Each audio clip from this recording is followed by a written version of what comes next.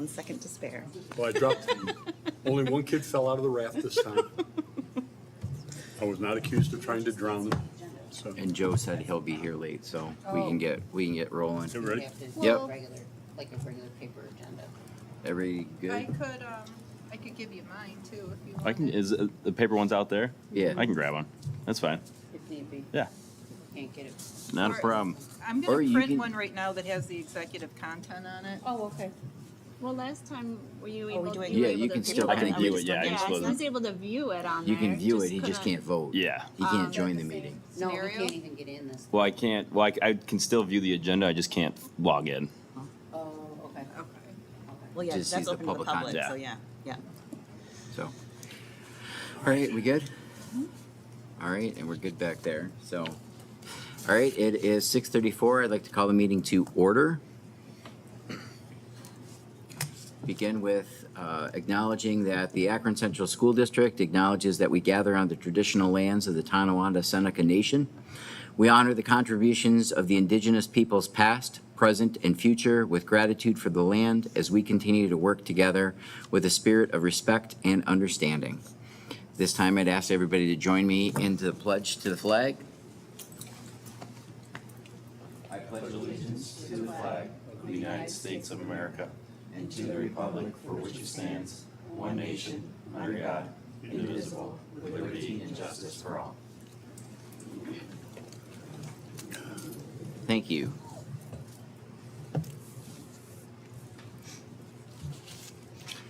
The mission of the Akron Central School District, a learning-centered community dedicated to the dreams of our students, is to ensure that each student realizes his or her unique human potential and contributes positively to society through a system characterized by valuing the unique gifts and dreams of each person, developing all dimensions of each human being, acknowledging the knowledge, skills, and wisdom of each student, nurturing and respecting the dignity of each human being, cooperatively working to continuously create new realities. At this time, the recommended action is that the Akron Central School Board of Education go into executive session for discussion on negotiations and employment history of a particular person. Second. Moved, Ms. Pidgeotto, seconded, Mr. Kenline. All those in favor signify with a hand and aye. Aye. Any opposed? Any abstained? Carried. At 6:35, we are into executive session with the intent of being out by 7 PM to continue the regular business meeting.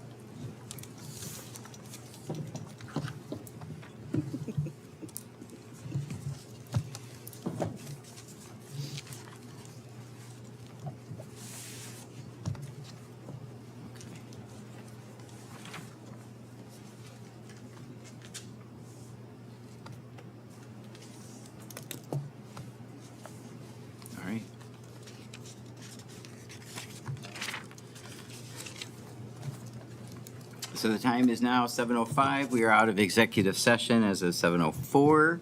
Continuing on with our regular business meeting. Moving on to agenda item number 3, hearing of individuals and delegations. I have no pink cards. Moving on then, committee reports. Recreation Board, Ms. Kay, Mr. Sina. I spoke to Mr. Rowland. He said summer rec registration started this week. They're nearly full for morning and afternoon, so if anyone is planning on registering, to do that right away. And there are no meetings set up for the rec board, and he will advise us once they do have some. Okay, great, thank you. ECASB delegate, Ms. Kafka, Mr. Sina. Nothing to report. Meetings are done till next school year. so- Next school year, very well. ECASB legislative, Ms. Pidgeot or myself. We're done for the year as well, so we'll keep you posted. I will just bring up one topic along those lines is whether or not, I believe Andrea, Ms. Kirsten shared it with the rest of the board from the standpoint that the superintendent's organization had put out a memo in support of asking legislators to support special education a reserve fund, was that correct? So I know that's something that we've advocated before, and I believe that there is, I think it's just on the assembly side, I think there is a proposed out there. So if everybody is not, or if everybody's in support of doing that, what I would want to do is I could draft up a resolution basically saying we're in support of that and just send that out to our local legislators to ask them for their support to either co-sponsor or to find a joint bill on the opposite side so that it could move forward. It's picked up a lot of momentum too. I was at a conference last week, and it was one of the topics of conversation by Mr. Lowry from NISBA. So lots of support. Okay. And just for bring everybody up to speed. So the idea is that the school has certain reserve funds that they're allowed to create and allocate money towards over the course of the year. So like one of them is a capital fund so that you can put money aside so that when you come across a capital project, then you'll have money that you've already kind of banked on to utilize towards that. What this would do is create the same sort of special fund, but it would be in regards to special education. The issue is that special education, you're kind of at the whim of your community. So depending on the costs continually to rise, but your student population may increase or decrease. So all of a sudden you may have a student that leaves the district, leaving you with monies left over, however, and they're budgeted for. However, the following year, you could have a student move into district, and if that's the case, you may not have allocated monies for that. So that would give you a reserve fund that you could populate, and then if those students were to come online, it wouldn't be as much of a detriment to the district. It would be something that you're kind of planning for a rainy day. And as we've seen with special education costs, I mean, the range could be anything from a few $1,000s to tens of thousands of dollars. So this is just something to give us another vehicle in which to try and maximize what we have, what we use. And if we've already allocated monies towards that and the student doesn't require that or moves out of district, we could just move that into the reserve to utilize at a later date. One So of the most challenging things to budget for. Sure. Because you could leave yourself with a huge surplus at the end or be very tight with your budget. Sure. Okay, Indigenous Committee, Ms. Kafka. Nothing to report. We are having our last meeting for the year next week. Okay. Any WNED BPO, Ms. Pidgeot? There is a meeting for BPO on the 17th, nothing for NED for the rest of the year. Okay, thank you. Policy Action Committee, Ms. Kay. Our meeting will be on Monday, and that is our special meeting to discuss the cell phone policy, which Ms. Kirsten will be talking about in her superintendent's report. Thank you. Capital Project, Ms. Pidgeot or myself. Nothing really to report at this time. Everything is kind of moving along, moving forward. We don't have anything. I don't think, and our next meeting will be coming up shortly. Diversity, equity, inclusion, and belonging. Ms. Kafka, Ms. Picciator. We had our last meeting on Monday and went over the goals and really focused on, and prep for next year, how we can work on bringing in more student voice, and kind of across all the school buildings. So that is going to be a big piece of what we're going to be working on when we start up next year. Okay. Very good. And just as we kind of close out that section in regards to committee reports, just kind of looking ahead, not the next meeting, but the following meeting will be the beginning of our school year officially, and we'll go through reorganization with two members that'll be new to this. What I'd ask everybody to do is currently you sit on as representatives, as liaisons to each one of these boards, is to consider what your plans would be for the upcoming year. If you wanted to continue to serve in those roles and capacities, or if there's, room for movement, and just, I'll probably send out a correspondence just asking listing where everybody is and what the availabilities are, and then just if you can respond back to me so we can kind of have a plan in motion. Usually we have a primary and a secondary.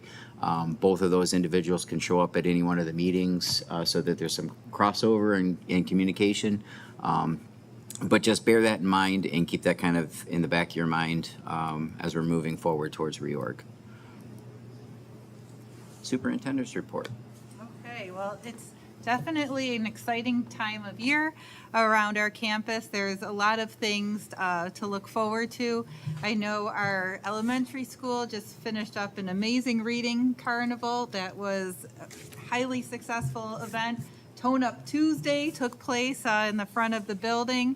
We have our high school awards happening tomorrow, senior walk, and then prom is going to be on Friday. And we are hoping for a very cool prom experience this year, which is my transition to talk a little bit about Templeton Landing and the response or nice the segue. experience last year. So we've talked about this a couple of times in open session, but our students had a rough go of prom last year when the air conditioning broke during a record-breaking heat wave, and the conditions were less than favorable for prom. It was tough. So through a long process, I know Mr. D advocated to make our students whole based on the experience that they had. And like I said, it's been a very long process, but we do believe that we now have the funds returned to us. There were checks that weren't cashed based on a commitment from Templeton Landing to refund the cost of the event for our students. Paul, can you talk a little bit about what the board will be voting on later on in the? So the resolution that is proposed would allow the district, as a district, to accept a refund, both, and it comes from two places. There's actually two checks that were not cashed by Templeton Landing. That's the longest piece of this to try and we had to try and settle. Those two checks, as well as a refund check that they sent to us, would actually be cashed by the district, at which point, or after which point, attached to the resolution is a list of every student who had a ticket last year. Each of those students would be notified and given an opportunity, notified within 60 days, it would be as soon as possible, and then given 60 days from notification to claim their refund, so to speak, or to send their address so that we can send them a check to reimburse them for the price of the ticket, which was, I believe, $45. There is, if you do the math, some additional funds beyond $45 times the number of students. And those were funds from the extra classroom account, from that senior account. And they would be then distributed along with those additional funds, as well as any that are unclaimed, would be distributed back to the student extra classroom account. So we would need board action to accept the funds and then allow us to utilize those funds to reimburse the students for the cost of their ticket. and then redistribute any remaining funds to the remaining class accounts. And Paul, since I've kicked it over to you with that, do you want to continue on to share a little bit of information about the auditor report? Yep, sure. Later on in the agenda, under financial reports, besides the regular internal claims audit reports, there is our annual internal controls audit that was conducted in late March and early April, I believe March 31st and April 1st. Right off the bat, I can say that continuing on from last year, there were no findings, no corrective actions. It was noted that there are strong procedures in place. I have to credit Cindy Trotter and Sue Brewer and Donna Sandy beforehand, leaving quite a few guides behind, as well as procedures that the new staff, Sue's still with us, but the rest of us are all following. The areas that, and just a little bit of background for what that entails. There's a list inside one of the first couple of pages of that report that shows all different areas of internal control and policy within the district. It's not just the business office, although many of the functions are there. And they tend to pick items or areas that haven't been tested in quite some time. The areas that were looked at this year were our capital assets, our student data systems, which includes, it crosses over to technology. Actually, it was really technology and transportation, as well as benefits administration, and with that was a little bit of payroll. And the auditors come in. There were two the first day, one person the second day, spending the entire day with us, interviewing myself, interviewing other people who are relevant in the conversation. So the whole business office, as well as Nick Hill, our Director of Technology, Mark Alexander, our Chief Operations Officer.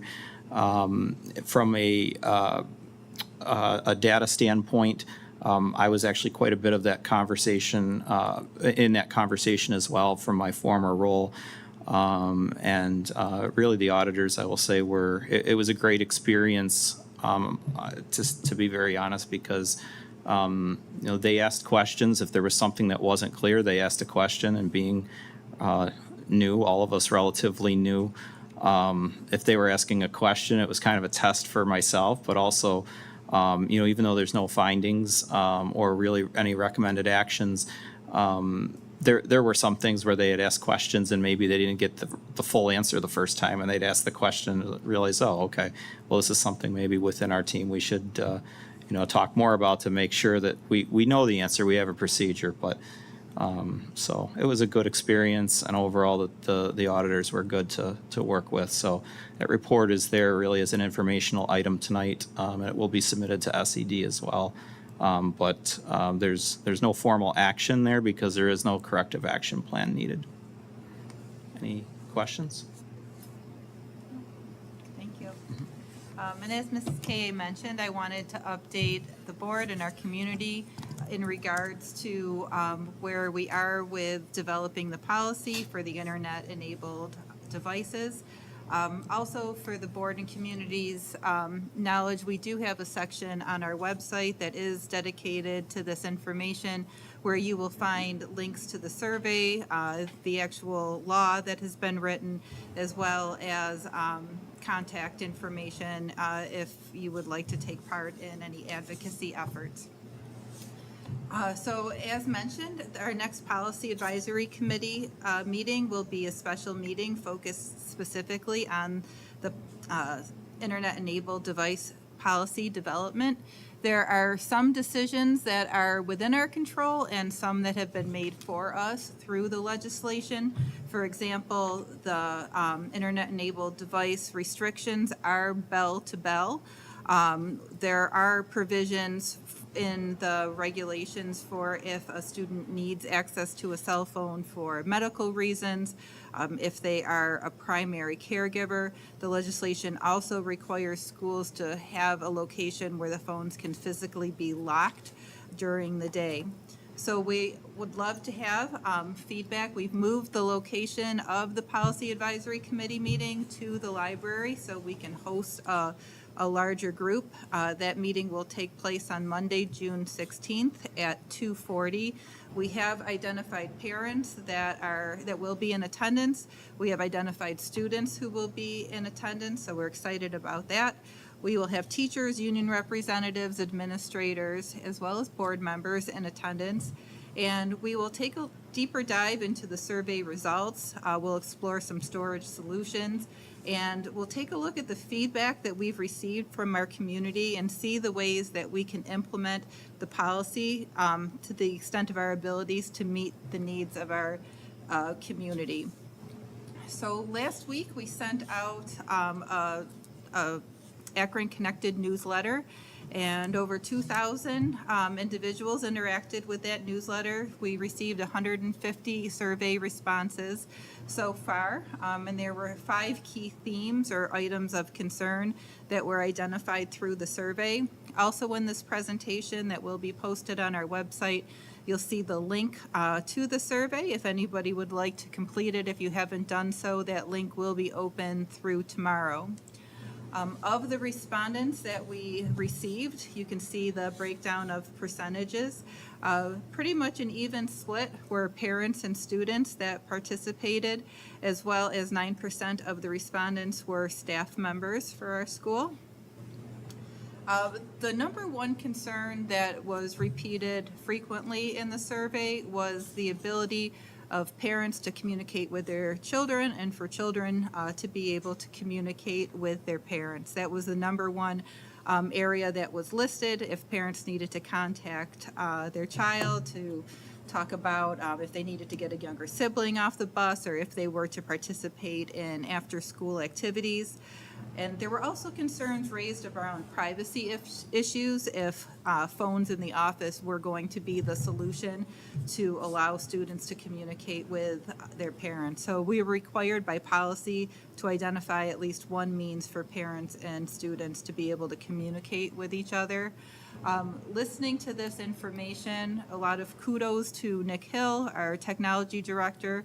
He immediately started doing some research, and he's potentially identified a couple of technology tools that could be installed on the Chromebook with very limited access between child and parent only, that would allow a child to communicate with their parents through their Chromebook, and then the communication would appear as like a text message on the parent's phone.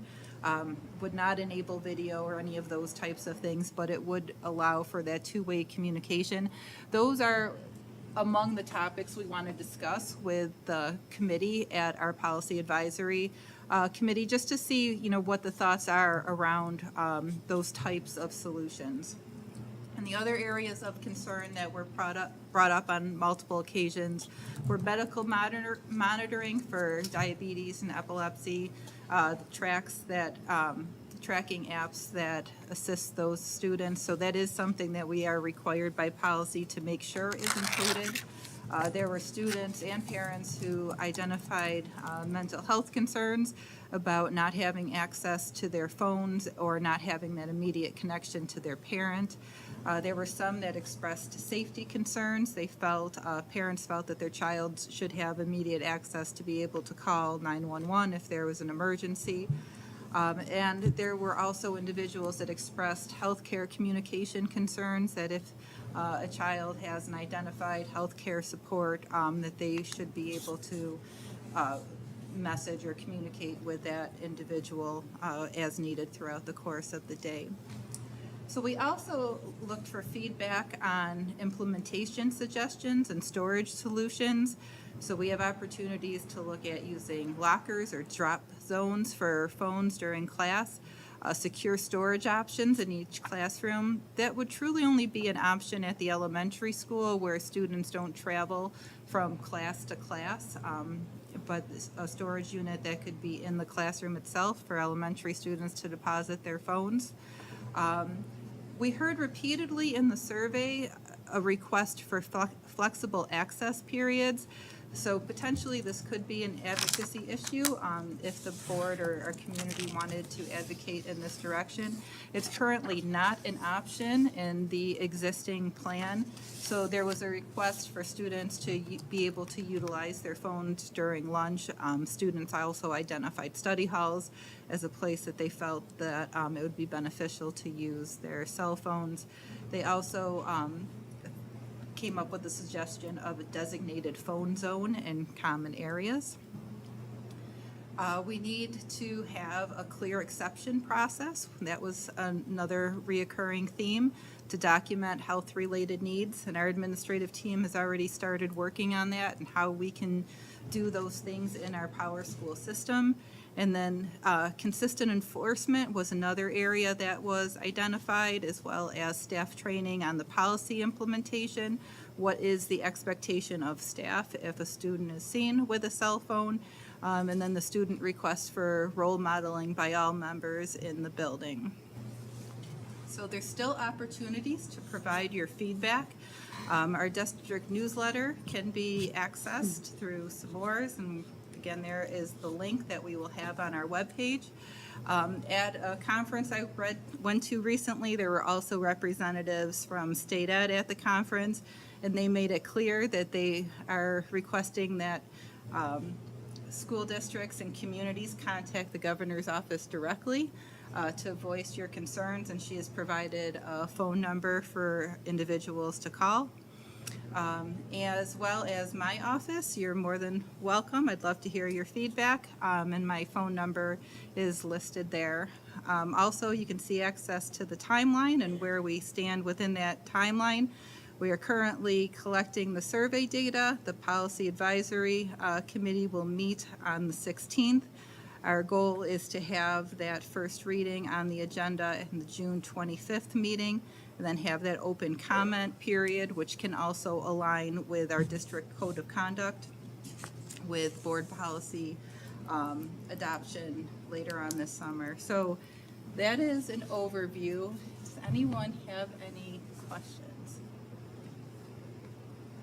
Since the schools are working on the agendas and handbooks for next year, and this is probably one of the things that should be in there, are there provisions, or are you looking at some way to, because if we wait until this is approved, those are not going to get back in time for distribution at the beginning of the year through from the printer or whatever.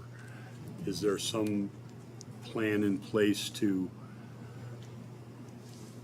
Yes, we've started having those conversations, and the recommendation, because not only our district is feeling the time crunch with this, the recommendation is to include statements like, will align with our district internet-enabled device policy. So although we would like to be more specific in those handbooks, we don't have access to the information yet. But a communication plan, once the decisions have been made, is going to be a very important part of this process, to communicate with parents and the students as to how it is going to be implemented. It's a great point. Plus, there'll be other opportunities from the standpoint of students come in either through orientation or other various means. I think that's, again, it can be I know they're reiterated. They're under a crunch right now to get those, to meet the deadlines for submission for those to come back in time for distribution at, the new sixth grade orientation and so on.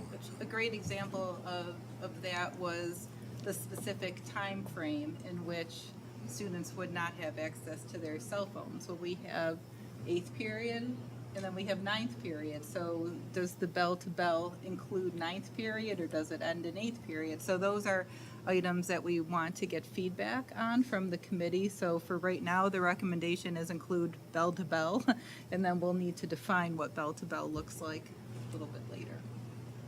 And even along those lines, I think if you're at least identifying that that's something in the handbooks for policy, the same understanding is that the policy in and of itself is could be subject to change, so we could have something initially, roll it out, and find that I like we the way- need to make a couple of changes to accommodate it, so to give you kind of the flexibility to adapt. It's amazing how those old people survived because all this didn't exist, and yet we made it through. And that concludes my superintendent's report. Thank you. Any other questions, comments? Okay, moving on then. Agenda item number 6 is board policy and development. Number of second readings here. And it is our recommended action that the Akron Central School Board of Education approves revised policies consent items 6N through 6Z. Moved. Moved, Ms. K. Second. Seconded, Mr. Kenline. Any questions, board discussion? We're still doing manual votes, right? Oh, Yep. Yep. Okay. well. Speaking of technology.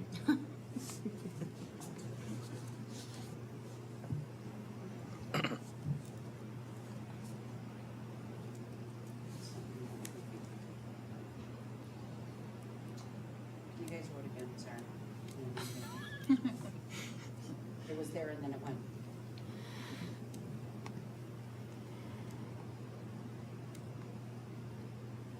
I spoke too soon. Does that pop up automatically? Yeah, but mine hasn't popped up Okay. either.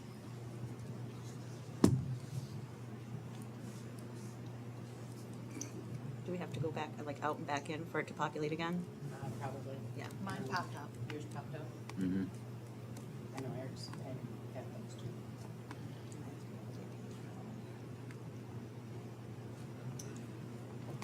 The old school. I know, look at it. I'm fine with Do you want to do that? that. Right, yeah. Well, okay. We'll get it worked out eventually. Yep. All those in favor of the motion signify with an aye. Aye. Any opposed? None. None abstentions, and the motion is carried. Okay. Moving on, agenda item number 7. Personnel. The recommended action is that the Akron Central School Board of Education, upon the recommendation of the Superintendent of Schools, does hereby approve personnel items, consent items 7A through 7R. Moved. Moved, Mr. Kenline. Second. Second, Ms. Pidgeotto.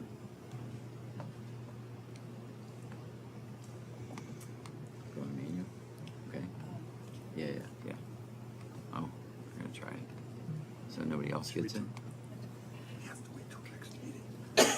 So while we're working on that, Mr. Dimitrov, would you be willing to introduce us to our new potential, once the voting? Yeah, Yes. Oh, it's it did. good? It went Oh, through. okay, it went through that time. Yes. Okay, well, introduce us to our new high school assistant principal. This is Dave Brick and his fiancee Nicole. Dave is currently at Cardinal O'Hare as assistant principal. He's also a dean of discipline, Buffalo Academy, Charter Academy. Buffalo United Charters. Buffalo United Charters. So did great through the interview process. Really shined through with Andrea and I, and just his child-centered focus and his love for kids, and really that student voice that we talk about all the time. He's really big into that, and I think he'll be a great addition to the high school. So we'd like to welcome Dave to Akron. So.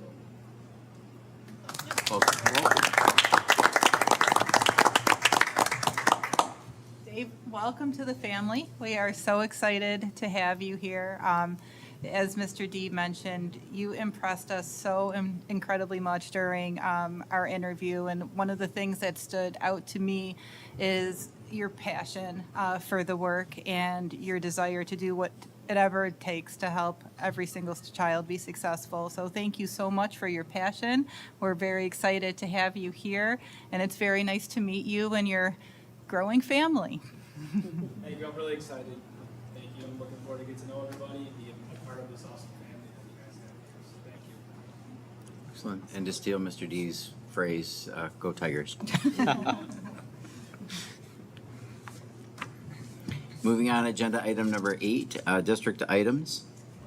The recommended action is that the Akron Central School Board of Education, upon the recommendation of the superintendent of schools, does hereby approve district items consent item 8A through 8H. Moved. Move, Ms. Pidgeotto. Second? Second, Mr. Sina. Any questions or board discussion?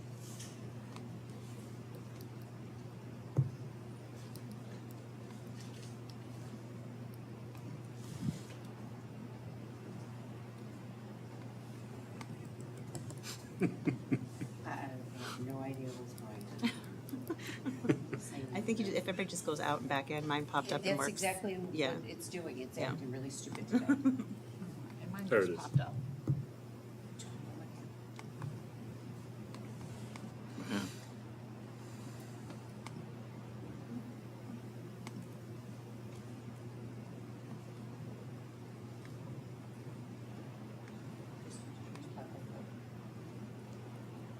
I voted on mine already.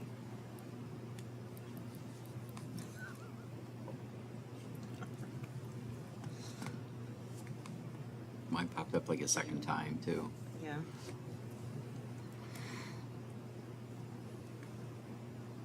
Let's see. Were you in A? Yea or nay, Christie? I just put it in. It's Okay, now I see. Got it. And the motion is carried. Item number 9, financial reports.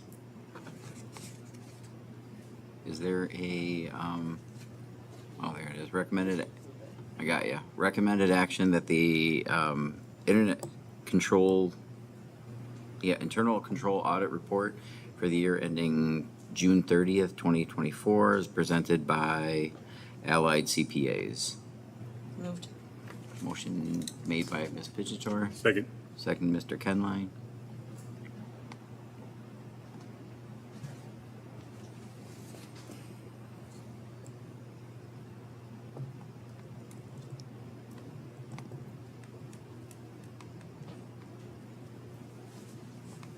Starting to see why they want to ban internet-controlled devices.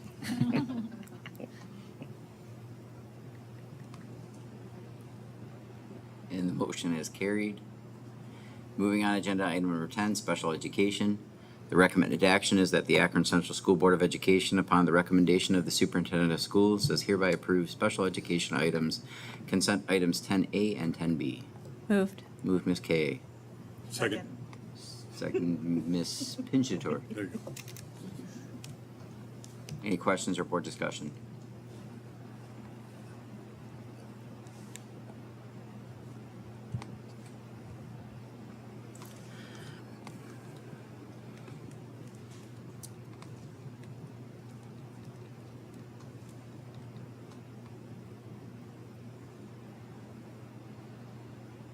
And the motion carries. Moving on then, agenda item number 11, board discussion. First item is in regards to annexation. This is something that was brought to our attention from the Village of Akron as a recommendation. We've kind of been pushing it, kicking it down the road for a number of reasons, but for everybody's benefit up to speed.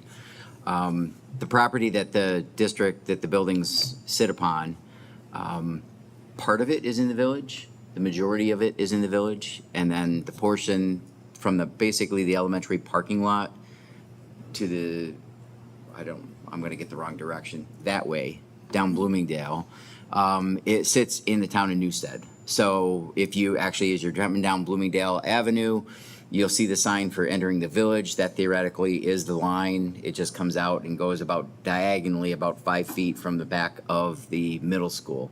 So the building itself is in the village, but everything else, the outlying, is in the town.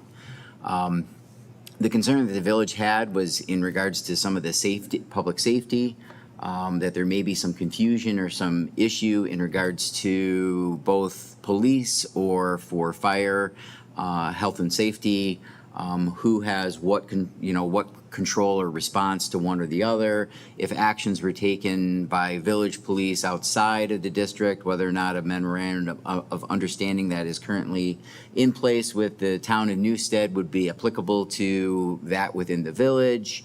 So there were a couple different things that are in there. We were surprised initially from the standpoint that this has been in place for years. So the request kind of came out of the blue. We wanted to investigate it a little bit more. At the same point too, we didn't want to necessarily take action, for example, in regards to power and EV busing. From the standpoint that the village and the bus garage sit within the village. However, we have accessibility out in the town to National Grid. So as a result, the opportunity to possibly tap into that if we needed additional power above and beyond what the village would be, it gives us an opportunity to do that. So there's a number of different things that were in play. And we think that there may be some miscommunication between, the full intent of where the village sits, where the town sits, and where the school sits. So initially, we had conversations with the village, and we had some initial conversations with the town. But I think what we need to do, and I think that's what Ms. Kirsten's recommendation is to get three heads into one room and have a conversation about what it is, what it pertains to, what the causes are, where everything kind of sits, and then what we want to do from that standpoint. So I attended the last village board meeting, and I was asked to stay after the meeting just with a genuine hope that we could revisit the conversation, expressing concerns primarily around safety with the new complex being built now in the town jurisdiction, with a great deal of the support through Akron Police Department, as well as the permissions for utilities to supply the new complex as well. So just an opportunity, a request to have more dialogue and conversation.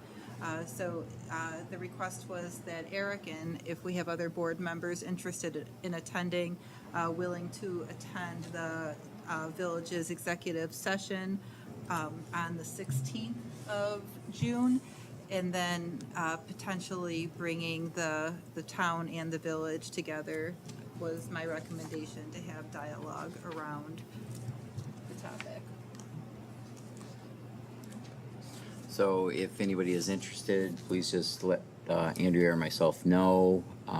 Executive, what time is that? Then 6:30 on Monday or 7 o'clock? I had 6 in my calendar, but I will confirm the time. Okay.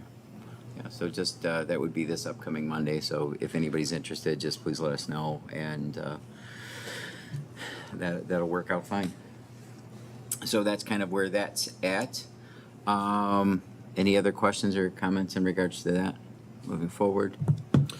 Just a quick question. Where do the utilities for the fields now? Are they village or town? They're in the village now, so it's basically, if you draw a diagonal line, it cuts through the corner of our middle school going this way. So all of our current complex, as far as our current football field, track, that's all on the village side. But as we extend further out that way where our baseball fields are, that is on the town side. But we have permissions in place that allow us to run the utilities from the village to that portion of our campus. Gotcha. So so the main lines are coming in Yep. from the village to the building, and then we conduit out. So everything powered now is through the village. Correct. Yep. Correct. But again, part of the concern was not knowing where exactly the draw was, what the limitations may or may not be. Currently, we've done an evaluation of what the current power requirements are in light of the EV busing, and right now I think we have enough capacity to handle 2 buses at this point in time. But if it expands, it's going to follow, the onus is going to fall on the village. And the one problem with that is that any sort of improvements there in regards to infrastructure, and again, it's going to fall within the village, not within anything else. Whereas if we go through and utilize something from the town and utilize through National Grid, which already has an understanding with, I'm trying to think, NYSERDA, correct? To that extent, there may be other things in place where that infrastructure capital for transformers or additional upgrades may fall within the vendor, not the supplier, not the user, to some extent. So those are the sorts of things that we're kind of not knowing 100% where all that was and what was going to be necessary. I don't necessarily think that that's something we wanted to put on the public within the village, who already has a separate tax base. They're getting hit with school taxes and village taxes, and even along those lines, if we go through and did a full upgrade for all of our EV buses, what the draws would be and what that impact would have to local businesses and residents within the village if we're charging in the middle of the day at the highest utility rates. So there's a number of factors in play. That Yeah, was it's everybody's yeah. utility. So it's kind of like, well, let's hold off, and so that's where we're at. So we're just trying to see where it is, but at the same point, we recognize the concerns in regards to public safety and the instruments that are in place to make sure that those are fully vetted and understood and in agreement. So the secondary item I had here for board discussion is the Board of Education and the superintendent evaluations. I did wrap those up and close those out today. What I did do is I did the compilation. So the compilation was done. I emailed those to you earlier today. I don't expect you to have read all 18 pages and the responses that were there.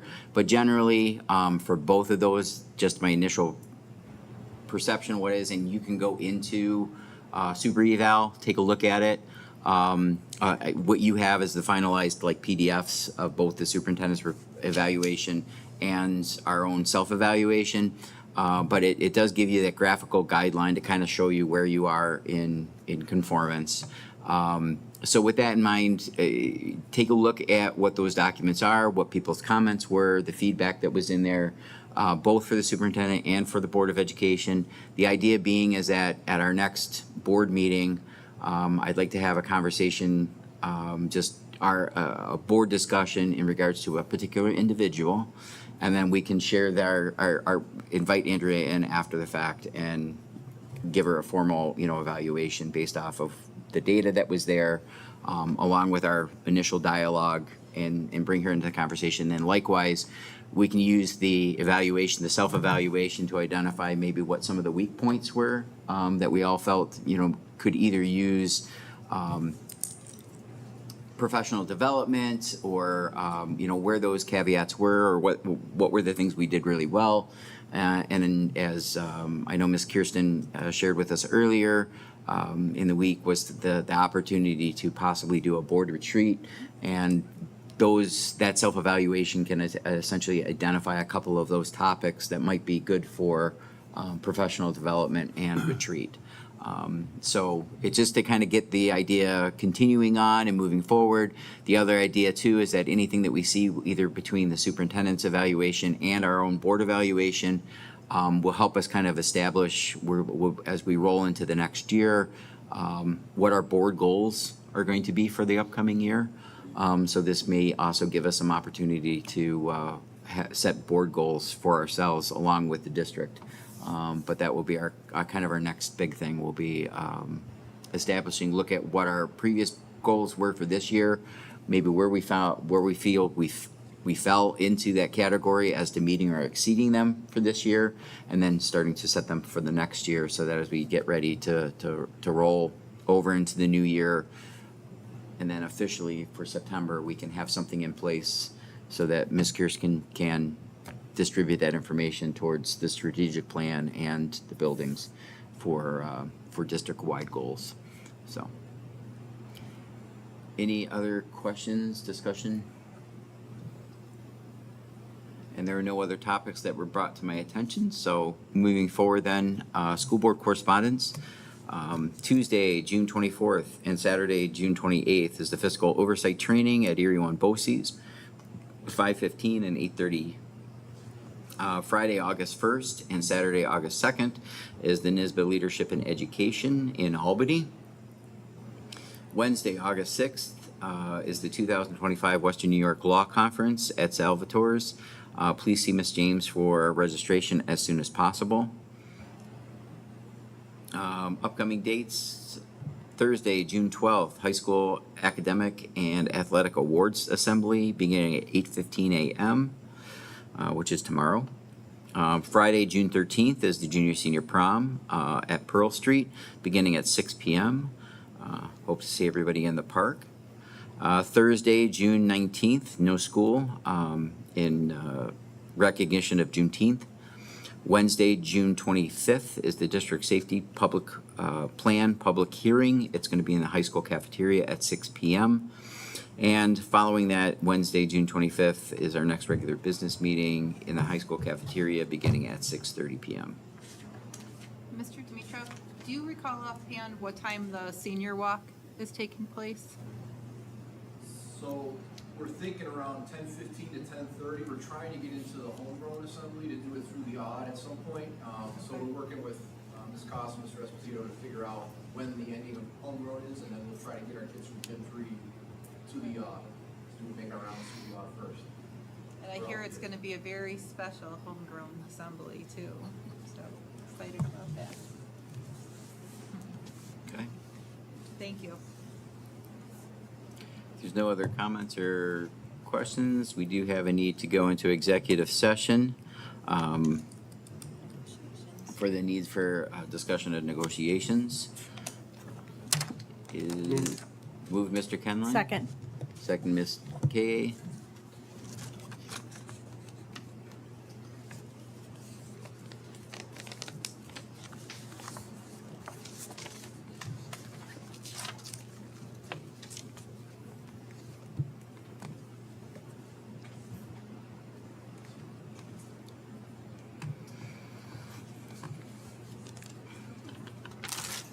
And the motion passes. We are in executive session as of 7:51. We do not intend on conducting any business after the conclusion of executive session. We thank everybody in attendance, either online or in person. And as always, if any questions or concerns, please bring them to the attention of the superintendent, Ms. Kirsten, or myself. Thank you.